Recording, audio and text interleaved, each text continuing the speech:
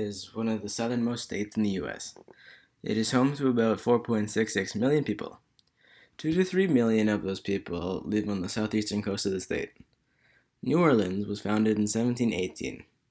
From the start, levees were constructed to keep the Mississippi River from overtopping its banks and flooding the surrounding area like it did every spring. By the 1900s, Louisiana started to feel the effects of European civilization. The problem.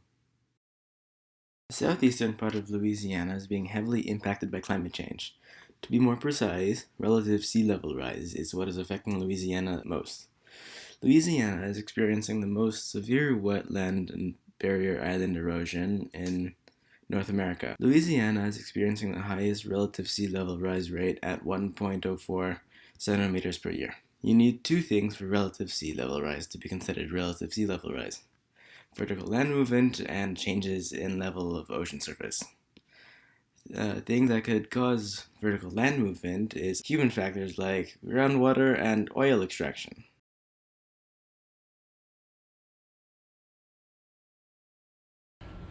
Has it affected me yet? It does. I don't think climate change has affected my current life, but how it's affected me is I'm well aware that in the future this city has a chance of not being here. My joke at my house is that my daughter, who's 17 months old, she needs to sell the house in 2050 because there's a good chance it's not going to be around in 2060. So yeah, it doesn't affect my day-to-day life, but it's something that will affect my life in the future, knowing it's coming. Bob Marshall is a Pulitzer Prize-winning journalist who has covered the people, stories, and environmental issues of Louisiana's wetlands for more than 35 years, for the Times-Picayune as well as for national publications. In 2017, he returned to New Orleans, Times-Picayune, to write a regular column on environmental issues after a 4-year stint at The Lens. There's a big concern about losing wetlands, and which people say, well, why? Why is that a big concern? This is a satellite infrared photograph of Southeast Louisiana. And the way these infrared photographs work is different land covers give off different light waves, and then when a computer turns them into colors, a landscape geologist or an architect or a Canadian can look at that and say, well, those are buildings, that's forests, that's water, etc. And so when you look at that map, and you probably looked at maps, maybe your parents have as well, they're going to Southeast Louisiana, that's a pretty big place. But then the state a few years ago asked the U.S. Geological Survey, which took this picture, can you use that computer and just take off everything that's wet right now, just leave on the dry stuff. And this is what happens, right? That's where about 2 million people live today. And that's why those wetlands are important, because we're still losing them at a very dramatic rate.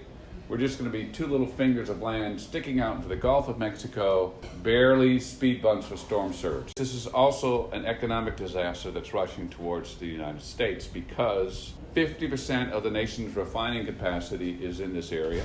20% of its natural gas supply comes from this area. 90% of its offshore energy supply comes through this coast. 31 states need this port of New Orleans to access foreign markets.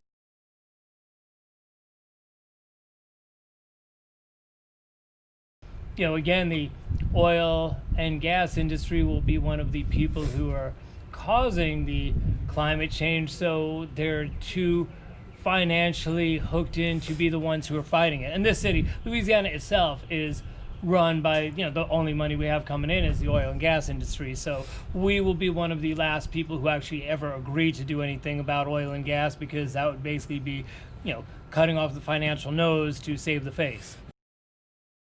The oil and gas industry is thought of to be as one of the biggest and one of the most important industries for the state.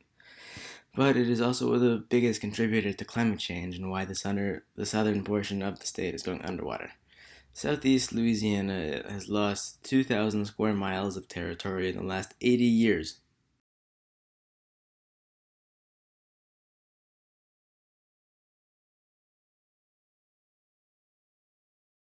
Oh, absolutely not. I mean, it is not America these days to do preventive medicine. What we do is that's what happened during Katrina. There were warnings the walls weren't going to work. People knew what could happen. The federal government was like, yeah, but let's not bother because that costs money. And then you end up paying a zillion times more, because you have to pay for all the repairs because you didn't do it. It's the same with climate change. Our current American system is not like, let's pay for something that will take care of our future, because that's not where our head is at. Wetlands were protected in the Clean Water Act because they act as linear levees because marshes slow down and spread out storm surge. Cypress and tupelo trees are the best type of storm surge protection because not only do they slow down and spread out the waves, but they slow down the wind as well because of how tall they are. So what are we going to do about this? Well, not much until Katrina. And that's when the state said, these wetlands are pretty important. So they developed something called the Coastal Master Plan in 2007. It's a 50-year plan that they announced at $50 billion. They said we need $200 billion, but $50 billion is going to be a stretch. It was developed by their own great scientists as well as help from scientists from around the world. And basically half that money will be used for storm surge protection for coastal communities. The other half will be used to try to reconnect the river to these wetlands, to try to hold on to what we have left and maybe regain a little of what we lost. Most of it's gone forever.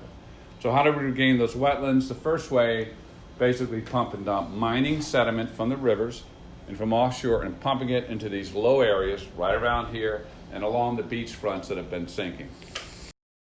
So the other way we want to do this is called controlled river sediment diversions. Very simple explanation is we'll put floodgates in the levees on the river in key places, and when the river is really high like it is now carrying all that mud, we'll open those floodgates and let the river carry that mud out there and rebuild these sinking areas like the river originally built them. These are really expensive.